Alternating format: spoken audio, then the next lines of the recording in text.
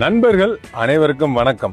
இந்த வீடியோல நம்ம என்ன பார்க்க போறோம்னா, நம் தமிழக முதல்வர் மு.க. ஸ்டாலின் அவர்கள் ஆக்ஸ்போர்ட் யூனிவர்சிட்டியில போய் மரியாதை செலுத்திய ஜி.யு. போப் அவர்கள் இந்த ஜி.யு. போப் அவர்கள் உருவாக்கிய சாயர்புரத்தை பத்தி இந்த வீடியோல நம்ம பார்க்க போறோம். ஃப்ரெண்ட்ஸ், வாங்க பார்ப்போம்.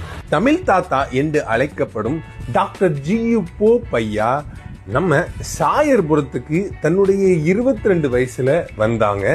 எதற்குனா ஒரு மிஷினரியா வந்தாங்க.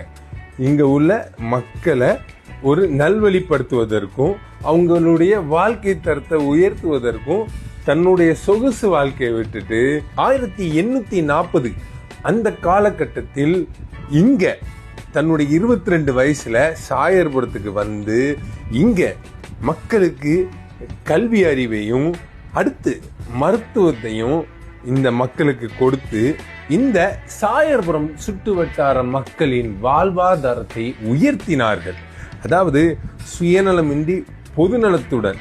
அது போக நம்ம தமிழ் தாத்தா டாக்டர் ஜி.யு. போப் ஐயா நம்ம தமிழ்ல உள்ள முக்கியமான நூல்களை ஆங்கிலத்துல மொழிபெயர்த்தாங்க. திருக்குறள், திருவாசகம், நாலடியார் போன்ற நூல்களை ஆங்கிலத்துல மொழிபெயர்த்தார்கள் நம்ம ஜி.யு. போப் ஐயா. ஜி.யு. போப் ஐயாவை நம்ம தமிழகமும் மறக்கல, நம்ம சாயர்புரம் மக்களும் மறக்கல, நம்ம தமிழக முதல்வர் மு.க. ஸ்டாலின் அவர்களும் மறக்கல.